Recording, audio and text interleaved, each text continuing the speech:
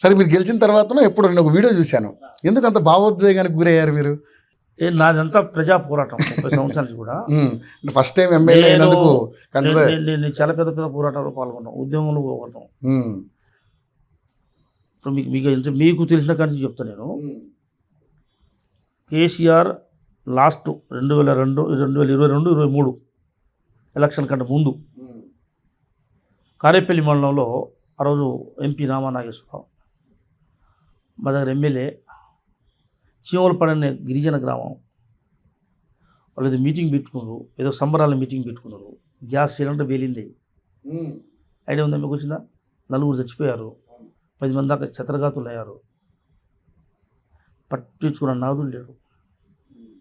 మేమే మా వాళ్ళందరూ తీసుకొని జిల్లా పార్టీని అంత ఏకం చేసి గవర్నమెంట్ హాస్పిటల్ ధర్నా చేసి అరెస్ట్ అయ్యి మళ్ళా ఊళ్ళోకి పోయి జిల్లా యంత్రాంగం వచ్చే వరకు మళ్ళా శవాన్ని ఊరియకుండా ఇంటికి 20 లక్షల రూపాయలు ఇచ్చేదాకా ఇచ్చిపెట్టలేక. అంటే ఒక పోరాటం ఉదాహరణ చెప్తాను మీకు. ఒక పోరాటం కాదు, దీనికంటే చాలా పెద్ద పెద్ద పోరాటాలు చేశాను నేను. మా దగ్గర కేటీపీఎస్ ఉన్నది. మా కేటీపీఎస్ 2000 సంవత్సరం 90 మా కేటీపీఎస్ 90 రోజులు ధర్నా చేయించాను నేను. ఎందుకంటే స్థానిక యువకులకు ఉద్యోగాలు ఇవ్వాలని, ఉపాధి కల్పించాలని కల్పిస్తే ఆ రోజు అందరినీ లేబర్ కాంట్రాక్ట్గా తీసుకున్న పరిస్థితి. వీటీడీఏలు ఏర్పాటు చేయించి లేబర్ కాంట్రాక్ట్ చేయించడం.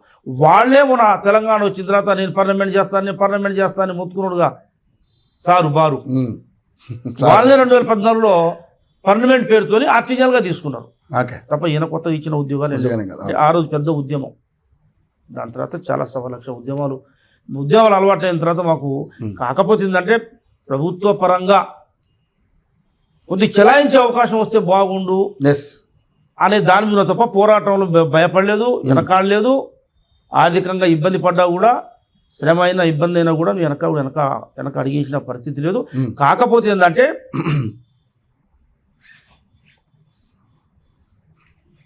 గెలిచినప్పుడు కొద్ది ఇబ్బంది పడ్డాను.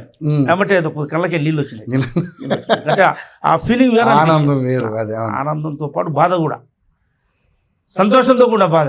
అంటే ఆనంద బాష్పాలుగా అట్లా వచ్చి బాగా కొద్దిగా ఆ ఫీలింగ్ అనిపించింది. అంటే మేము ఎప్పుడు సీరియస్ లైఫ్ గడిపాం. ఉద్యమం లైఫే మాది కూడా. అధికారంలో ఉన్నా కూడా సమస్యల మీద ఉద్యమం చేస్తాను నేను. మా వాళ్ళ మీద కూడా ఒకసారి కొట్లాడతాను నేను. అదేం లేదు, సందేహం లేదు. అధికారం ఉంది కదా, అధికార పార్టీడు బట్ట మాట్లాడితే ఎట్లా దానికి అదేం లేదు. ఖచ్చితంగా న్యాయం జరగాలి. ప్రభుత్వ పరంగా అధికార పార్టీ మీద కూడా మీరు యుద్ధం చేస్తారు. ఎక్కడైతే పనిచేయరు అక్కడ, అంటే మీ నియోజకవర్గ అభివృద్ధి కోసం పనిచేసిన విషయంలో, డెవలప్మెంట్ విషయంలో జరగాల్సిన జరగకపోతే అడుగుతాం, అడుగుకుంటాం. మరి మన వాళ్ళు నమ్మి గెలిపించిన తర్వాత అడగకపోతే ఎట్లా మరి ఎంత వస్తాయి? ప్రజలు మళ్ళీ మిమ్మల్ని ప్రశ్నిస్తారు. అడగని అమ్మ కూడా అన్నం పెట్టదు కదా. ఆ క్రమంలో నడుస్తుంది. ఇక్కడ రాష్ట్ర కాంగ్రెస్ ప్రభుత్వం ఫ్రీడమ్ ఎక్కువ ఉంటుంది, స్వేచ్ఛ ఎక్కువ ఉంటుంది. ఇలా సెక్రటరీ ఉంది ఎంతమంది.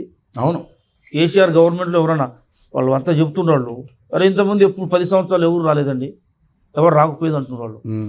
ఇవాళ 100,000 మంది ఇవాళ సెక్రటరీలో పొద్దున పోయి సాయం దాకా ఉండి స్వేచ్ఛగా అందరు ఆఫీసర్లని పని వెనక ముందు అవుతుంది కానీ స్వేచ్ఛగా ఆఫీసర్ జరిగిపోతారు, కుర్చీ మీద కూర్చుంటారు, మాట్లాడతారు, వస్తున్నారు. ఇవాళ మంత్రులు కూడా జనంతో అంత ఫ్రీగా ఉంటారు. ముఖ్యమంత్రి కూడా జనంతో ఫ్రీగా ఉంటాడు. ఎంత ఫ్రీగా ఉంటుండే ఆయన. అందరూ మా మంత్రులు ముందు ప్రజల్లో ఉంటారు, సమస్య జరగదు, పరిష్కారం అవుతుంది.